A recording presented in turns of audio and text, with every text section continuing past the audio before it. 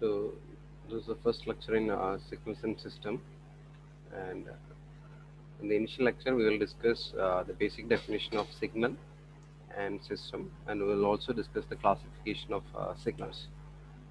Uh, the main classification that we are going to discuss is continuous time and discrete time signal, analog and digital, and deterministic and random signal, even and odd, periodic and non-periodic signal, and finally energy and power signal. Two, three classifications also there, but they are not that much important. And for a university exam point of view, you can expect a basic definition and examples from the first three classification, and the remaining three you can expect some problems. And in this particular lecture, we will discuss the basic definition of the first three classifications: continuous time and discrete time, analog and digital signal, deterministic and random. And we will also do some problems related to this continuous time and discrete time signal identification. So when you discuss about a signals and system, first we need to define a signal. Okay. Uh, if you ask this question, what do you mean by signal, or if you give an example for a signal, means definitely if it is an electronics or electrical engineer, you will get a picture like this, a sinusoidal waveform or a simply a waveform. Okay. Usually we can expect this particular answer from an electronics or electrical engineer. Okay, a sinusoidal waveform.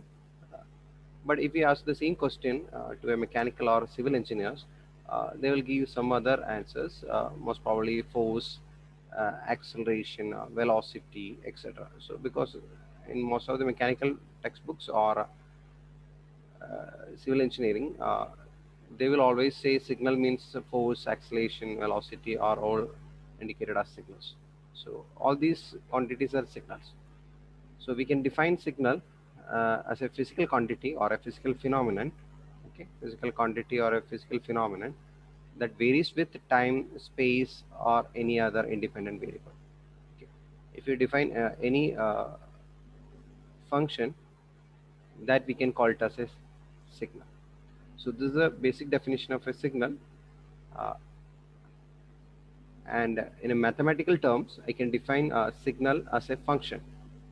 Okay, a signal is represented as a function of independent variable.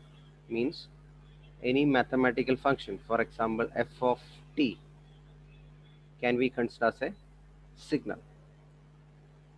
So if you take this particular function, there are two variables, and one is known as here t, that is known as the independent variable, and this f or f of t is known as the dependent variable. So f is a dependent variable and t is the independent variable. And signal means it's a function of independent variable or variables.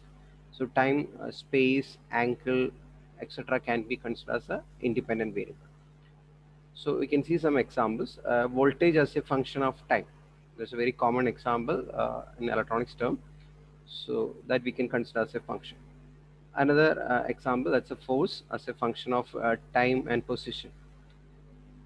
And electric intensity or signal strength, usually we'll call it as range, mobile range, as a function of xy coordinate and time. And ECG waveforms, etc. can be, or any musical waveform, voice, speech, can be considered as a signal. Okay, so you can write different examples. So in mathematical term, we define that signal as a function. So if you take any function, mathematical function, that actually represents a physical quantity. So this is one example. Here the function is defined by one independent variable. So t is the independent variable. We can consider as the time. T is indicating the time. So we can call it as a one-dimensional signal. And similarly, if you take the digital image, okay, the picture can be considered as f of xy xy means the xy coordinates,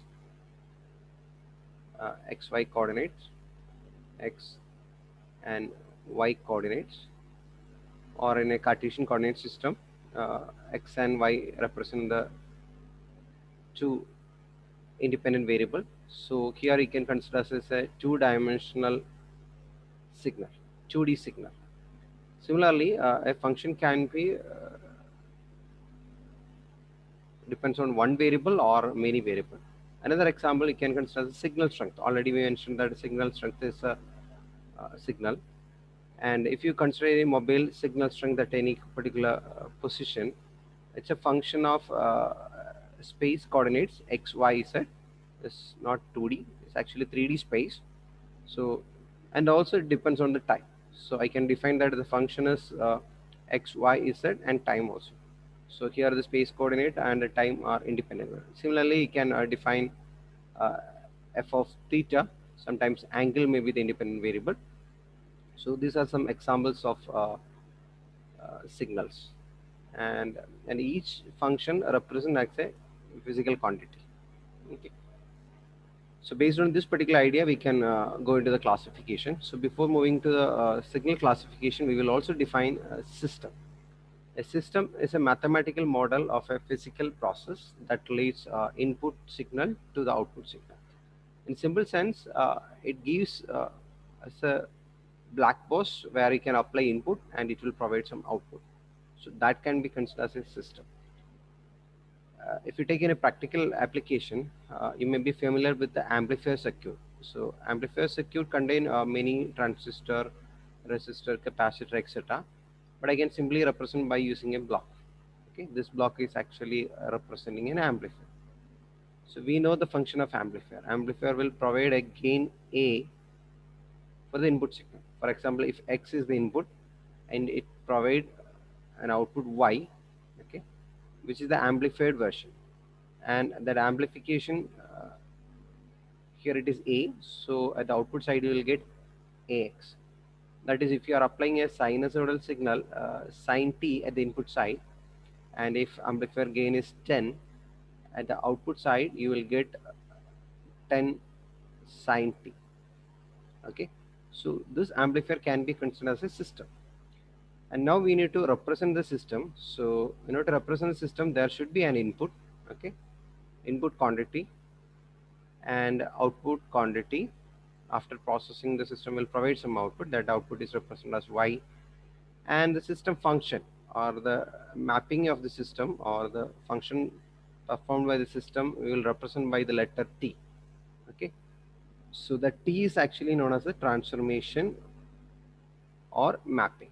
So here you can see the transformation or mapping. So I can write this y as a transformation of x. So this is the usual notation to represent the system function. In this particular case, this t is defined as a into the input signal. So we can write y is equal to ax. In some other cases, we will get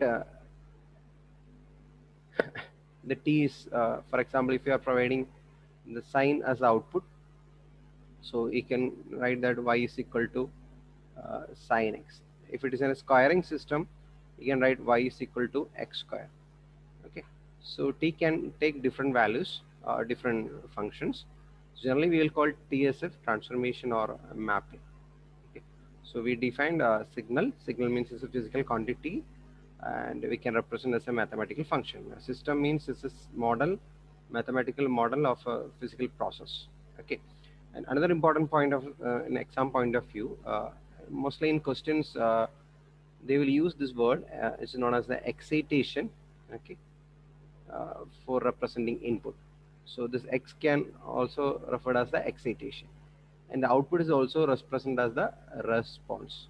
So please remember these two words, because in when you go to the next portions, they will use this particular word, excitation. Excitation to the particular system means we are providing some input. Okay, and instead of they will ask find the response of the system, means we need to find the output of the system. Okay, this is all about basic definition of signal and system. Now we'll move to the classification. The first classification is known as the continuous time and discrete time signal. So before going to the actual discussion, I'll write two more terms, that is analog and digital. Most commonly we are familiar with these two words, analog and digital, instead of continuous time and discrete time. So the first question is it same? Whether the continuous time signal is analog or discrete time is the digital. So after this particular example, you will get some idea about what do you mean by continuous time and discrete time, and also you can define analog and digital. Actually, they are different. Okay, so now we can consider an example. Assume that a temperature recording system or a temperature sensor is placed inside your room, and we are plotting, we are conducting an experiment, and we are observing temperature variation from morning 8 a.m. to 5 p.m. So assume that this is the first graph. So here I will mark the time in hours. Okay, here the temperature of the system. So I can represent the function f of t, where f represents the temperature and t represents the time, and it is in the degree Celsius. So morning 8 o'clock, assume that the temperature is like this, and when it reaches 12, the temperature is maximum, and again it reducing, and finally you will get a lower value at 5 o'clock. See, assume that initially the temperature at 8 o'clock is 18.1, and assume that at 9:30 it's some around 19.26 degrees Celsius. At noon it is almost 24.1, and evening at 5 o'clock you are getting again temperature at 19 point something, 19.2. Okay, some random values. Okay, this is the case. So if you observing this particular graph, from this particular graph I can find out the temperature at any time between 5 and 8 and 5 p.m. 8 a.m. and 5 p.m. So this here the function is defined for all time from 8 a.m. to 5.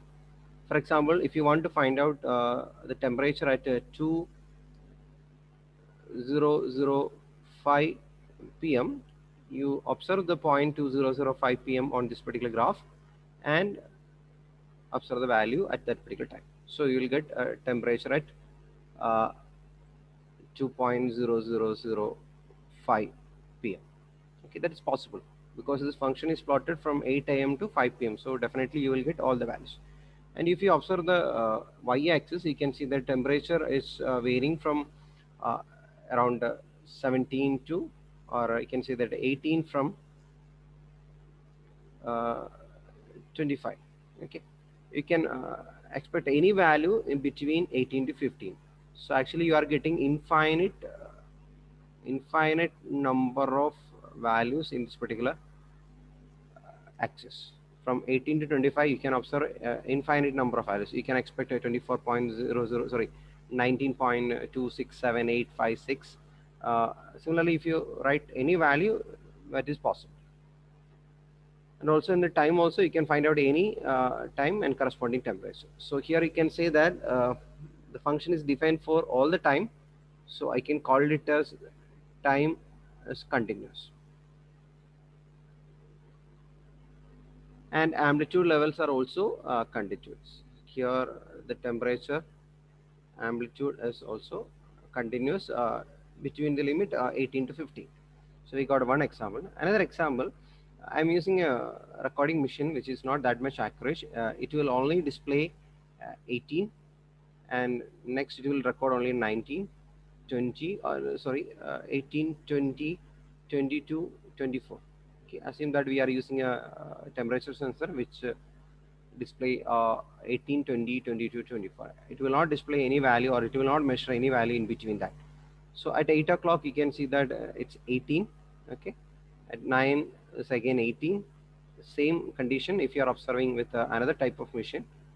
So here it is 20 from, and you can expect 22, after that 24. again it I think it's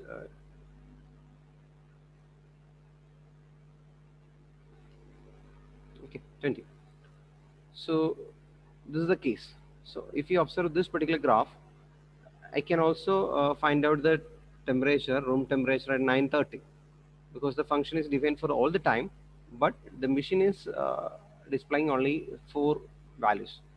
So here the amplitude levels are finite. So here the function amplitude levels are, I can say that this amplitude levels are finite, but the time axis is continuous. We are measuring the temperature from 8 to 5 p.m. Okay, so we will get some value, but that values are quantized. Okay, only a limited number of values it will display. So here amplitude is finite, but time is continued. At any time you can measure. So now we'll move to another example. Uh, Here, instead of measuring temperature from 8 to 5 p.m. continuously, I will monitor the temperature only at some particular interval. So first I will observe the temperature at 8. So I got this value, that is 18.1. And at 9 I will observe the temperature. Okay, assume that it's something 18.9. Okay, and after that at 10 I will observe the temperature, that is similar to some 20. Okay, etc. Okay, at each 1 hour gap I will observe the temperature and I will plot in this particular graph. So from this graph it is clear that the time axis is not continuous, and this time axis is discretized. Okay, so we are observing the temperature only 1 hour gap, but you can see that the temperature uh, on the y-axis is again 18 to 25, and you can observe any value between 18 and 25. So I can say that amplitude is continuous, but the time is discrete. Now we can consider the last case. Here I am again going to use the temperature sensor, which indicate only 18, 20, 22, and 24. Okay, so and also we are observing in a 1 hour gap method. So at 8 o'clock you will get a temperature, so that is 18. Again 9 it's 18. Now at 10 o'clock it is 20.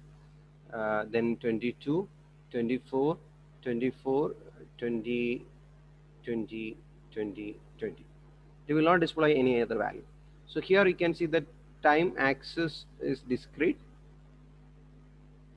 and also the amplitude axis is also discrete. So we got 4 types of graph. Okay, and from this 4 graph we can conclude that what do you mean by continuous time and discrete time signal. So we can see that if it is graph number 1, and this is 2, and this is 3, and this is 4, you can observe that graph 1 and 2 are continuous. Okay, here time is continuous, so you can say continuous time graph. And if you observe graph 3 and 4, they are, in this particular example 3 and 4 discrete time graph. Okay, so if you, from this particular graph 3, can you find out the temperature at 11:30? Okay, see, there is an assumption that actually the function is not defined here, but sometimes we will say that it's an average of these two values. For example, if it is 21 and this is 24, I can say in between, assume that this temperature is 22 point something. Okay, but actually this is not defined at this particular point. Assume that at 11 o'clock if you switch on an AC, what happens? So temperature will goes down. Okay, so we cannot say that at 11:30 the temperature is 22.5, because the function is defined only at 11 and 12. In between the function is not defined. So exact answer is the function is not defined in between. We cannot say that it's 0 or 22.5 or any other value. The function is not defined between 11 and 12. The function is only defined at 11, 12, 1, 2, 3. That's the meaning of discrete time signal.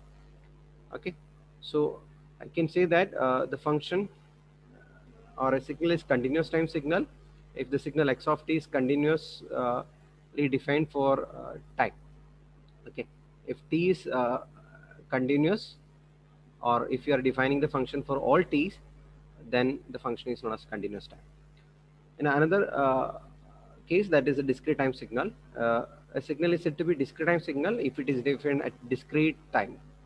Okay, time axis not continuous. So here you can see an example. Here the time is defined 1, 2, 3, 4, 5, etc., or -1, -2, etc. So the function is defined only for discrete interval of time. And the another point you should remember, that is a representation. Usually we will represent uh, a continuous time signal by using a small t. Inside the function we'll write a small t, because in a significant system the independent variable can be time, space, etc. But in most of our discussion we will limit the independent variable to time. So that's why we are writing x of t. And in the case of discrete time sequence, we will represent the discrete time sequence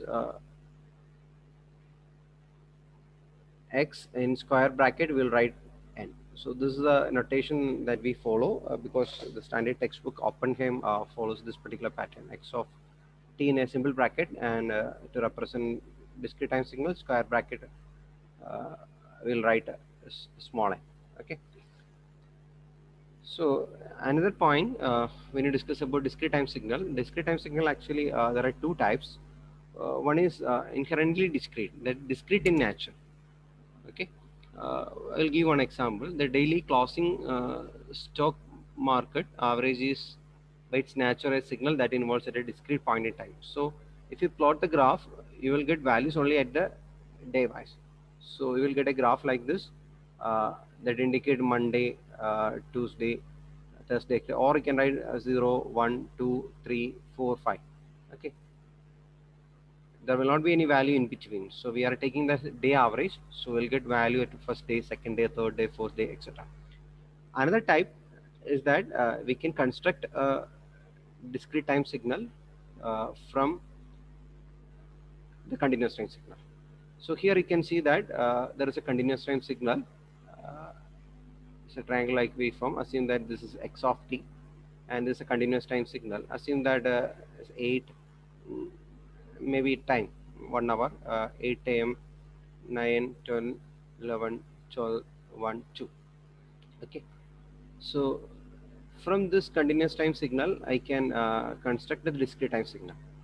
Okay, assume that we are sampling this particular, or we'll take some sample values in a 1 hour gap. So this is unit is hour in this case. So, or I can take the t gap. So this is the t duration.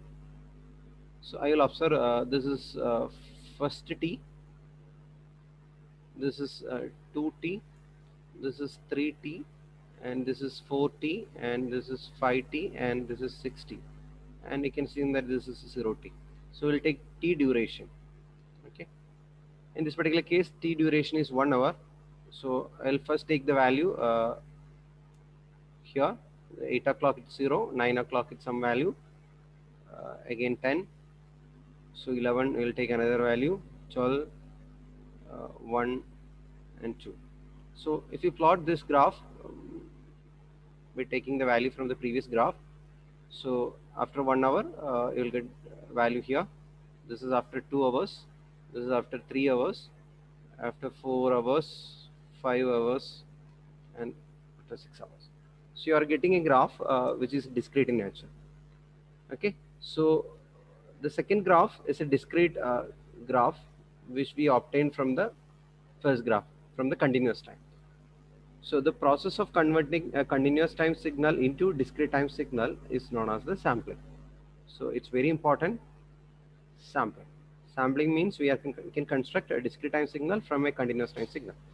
Mathematically, I can write this is a continuous time signal x of t, and if you are sampling the signal x of t, or we are taking the value of this particular function only at some nt. Here you can see this 0t, 1t, 2t, 3t, etc. So I can generalize that. So n can take values 0, 1, 2, 3, etc. So I can write the like this. It becomes x of nt, where n is ranging from 0 to or integer values. So in this particular example, t is a constant, 1 hour, or it can be 2 hour, 3 hour, whatever may be. But assume that t is uniformly we are taking. So t is uniform. So simply you can avoid this t because t is uniform. So we can avoid that. So instead of writing 0t, 1t, we'll write 0, 1, 2, 3, 4, 5, 6 because t is common. So we can avoid that. So simply you can write x of n. So this is a sampling process we can define mathematically. Okay. So this is very important, and the final values are known as the sampled sequence. So the values of x of n are known as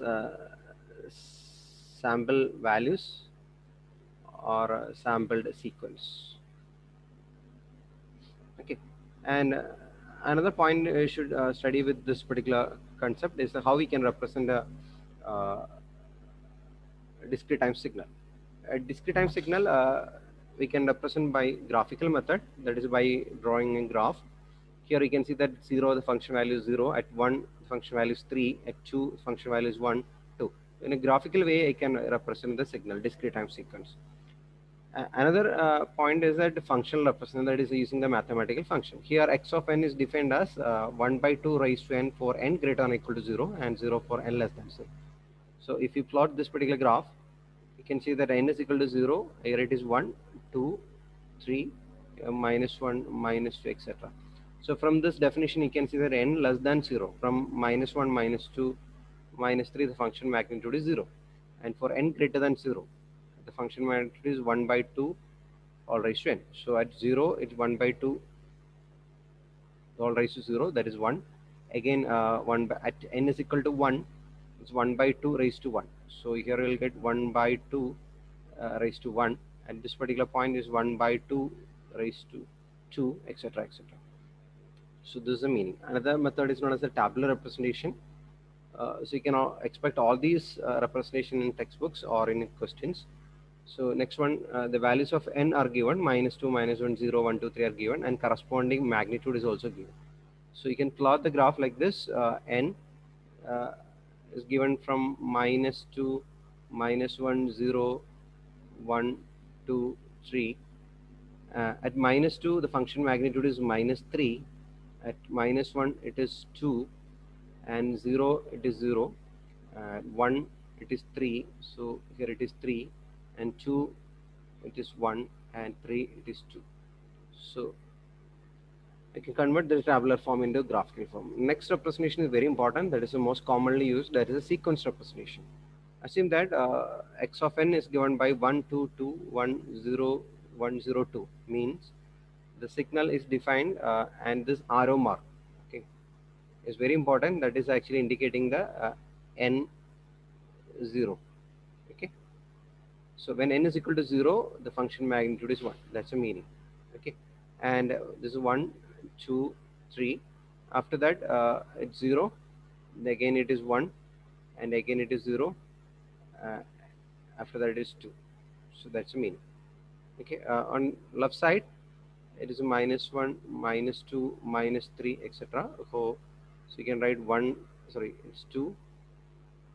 And again 2. Then 1. And if there is no indication of this arrow, by default the first position will be n is equal to 0. So for this particular graph, there is no value, negative side values. So minus 1, minus 2, all zeros. When n is equal to 0, the function magnitude is 3. And for 1, it is 5. And for 2, it is 2. And for 3, it is 1. And 4, it is 4. And for 5, it is 7. Okay, that's a meaning. So this is a discrete representation. Now we need to answer one more question. That is, in the first, there's a confusion that whether continuous time signal and analog signals are same, and similarly discrete time signal and digital are same. So from this definition, we concluded that if time axis, that is an independent variable, is continuous or discrete, that based on that we are classifying the continuous time and discrete time. And analog and digital, You can answer by observing the amplitude also. There are other two possibilities: amplitude is continuous and amplitude is discrete. So analog signal means both amplitude is continuous and time is continuous. So you can observe the first graph. So if you observe the first graph here, both amplitude and time is continuous, so we can call it as that is analog. Okay, and the second one, not second, the first graph is analog, and next one is a digital signal. If both amplitude and time axis is discrete, that is graph 4. So if you observe graph 4, that is actually digital. So this is the exact definition, but some textbook they are also giving that if the amplitude levels are discrete, okay, we can also call if amplitude level is discrete, we can consider it as a digital signal. Okay, that also true. And if the amplitude levels are continuous, we can call it as analog. So but exact definition I think we can refer 194, and this is also true because some textbooks are also representing this. Okay, but the exact definition is both amplitude and time is continuous, then it is analog. If both amplitude and time is discrete, that is known as a digital signal. Okay, now we'll define that analog and digital signal. We already discussed that if a continuous time signal x of t can take any value in the interval AB.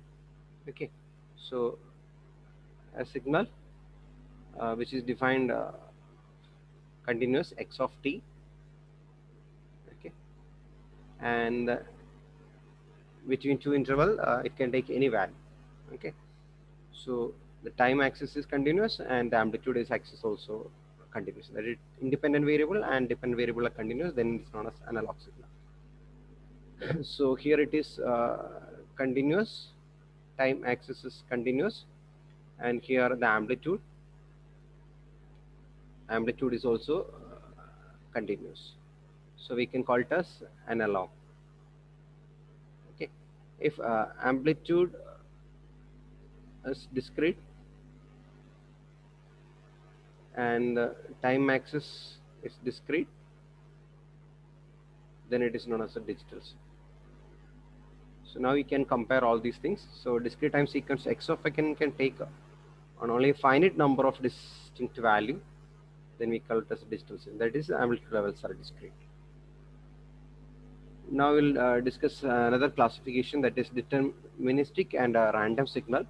First we will discuss the definition, and here deterministic signal means if the signal value is completely switched for any given time, means we can define that signal for any time.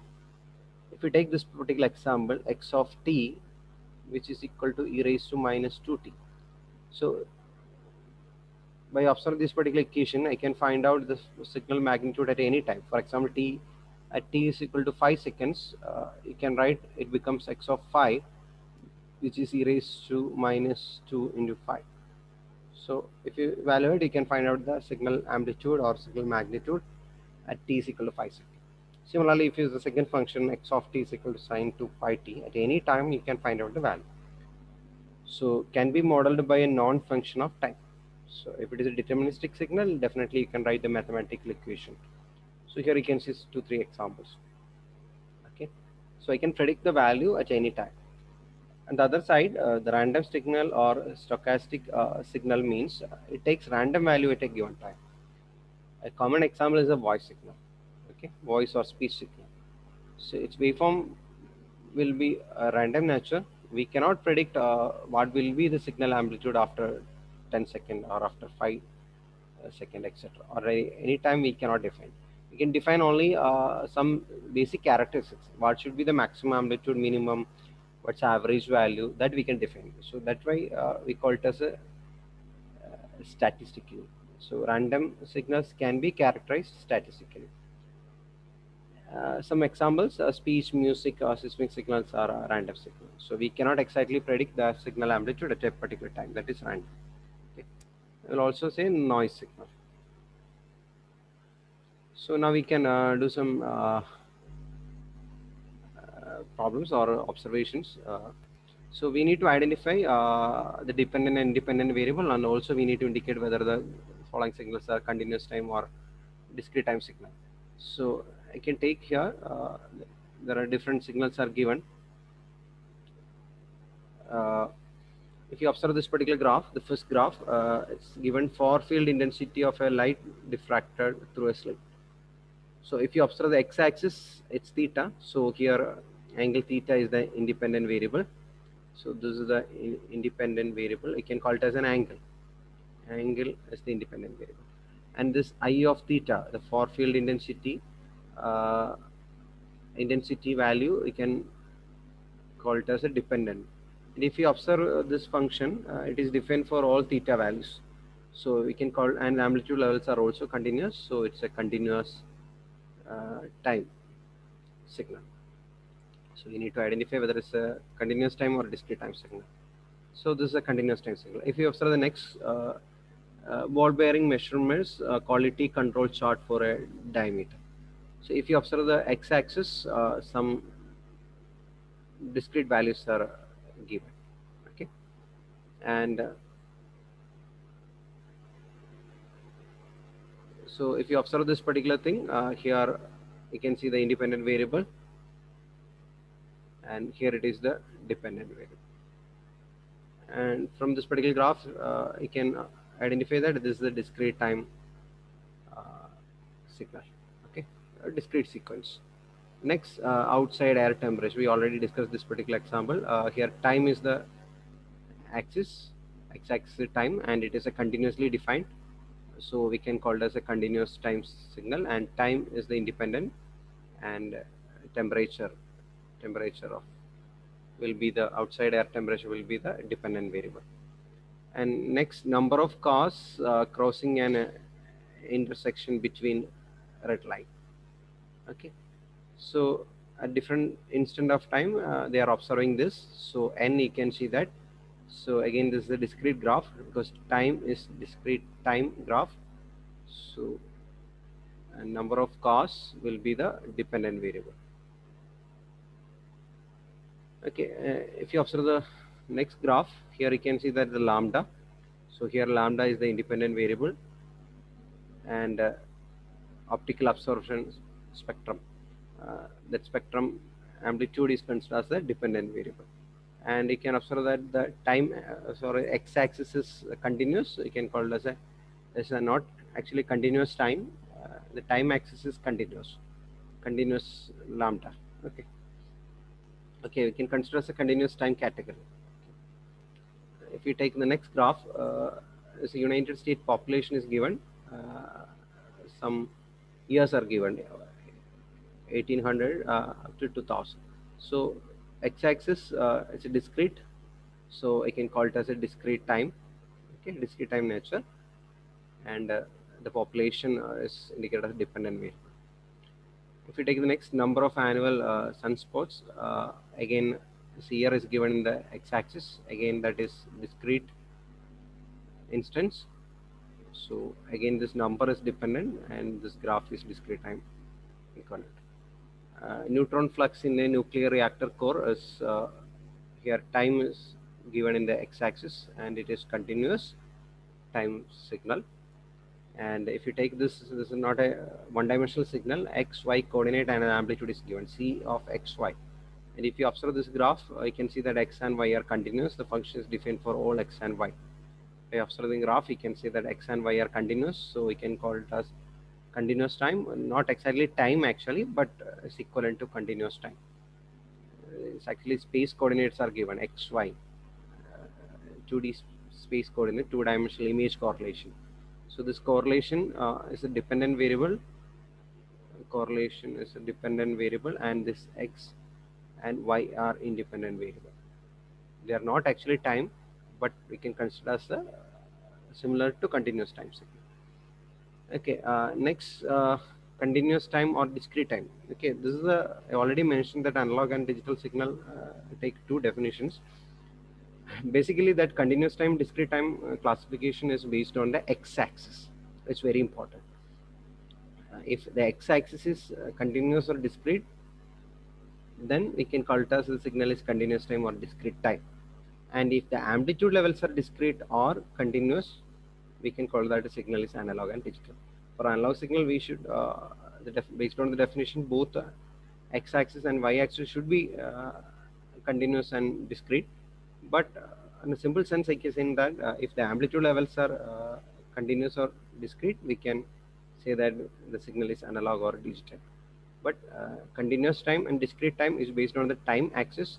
This is a time axis, and based on this time axis, we will conclude that whether the given signal behavior is continuous time behavior or a discrete time behavior. So this is all about the basic definition of signal system and the basic classification of signal: continuous time and discrete time, analog and digital, and finally deterministic or a random signal.